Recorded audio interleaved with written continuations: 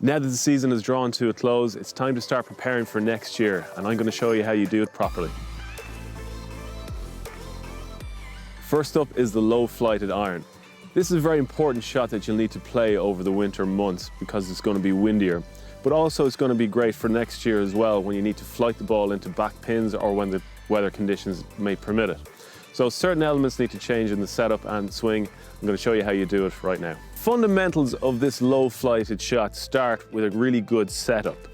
What I'm going to do, I'm going to position the ball slightly back in my stance and I'm going to get some weight on my left-hand side, maybe 60% on the left. But the key to it is to keep it there.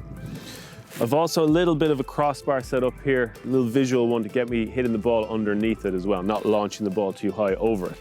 So I'm going to go ahead and hit one here. So the ball position's slightly back in the stance, weight's gone to the left. I'm also going to maybe increase or decrease the loft by pushing the club forward. So then I have a 7-iron here and I'm not going to hit it at full speed. The faster I swing, the more loft I'm going to get. So if it's an 8-iron distance and we're going into the wind, I'm going to grab a 7-iron, swing it a little bit slower, keeping that ball back in the stance and trying to get the ball underneath the crossbar here.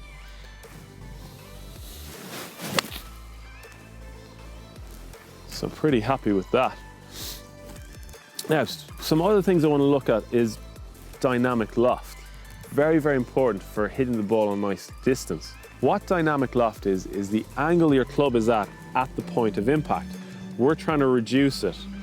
In normal 7-iron, you're looking at maybe 23 degrees. Most amateurs I see are up at 30 degrees at the point of impact. That sends the ball too high with too much spin.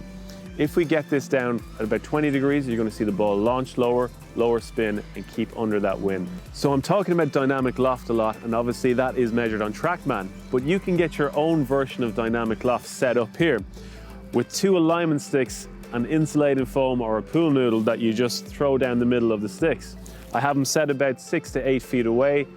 You see how high the crossbar is, about waist to hip high, and try and launch that ball underneath it. So this is all the key fundamentals here of this low-flighted iron shot. You'll notice just that my swing speed is a little bit reduced. The swing length is shorter as well. Why I have a shorter swing length is it helps me decrease or keep down that dynamic loft at impact and keep that ball flight low. Why I'm swinging a little bit slower than I normally would is to keep the spin rate down. So let's go ahead and hit another one here. So I have the back in the stance, a little bit of weight to the left, shorter swing, shorter follow through as well even, and we see that ball really take off very low. So even looking at some TrackMan numbers, we see dynamic loft here, 19 degrees, 20 degrees, spin rate down 5,500. Total's only gone maybe 120 yards, which is absolutely fine. But this is the way that you up your skill level and reduce your handicap. Those shots that I just hit there with my 7-iron went 120 yards, which is way shorter than my normal 7-iron of about 170. So here I'm playing the conditions. I'm not playing my stock yardage.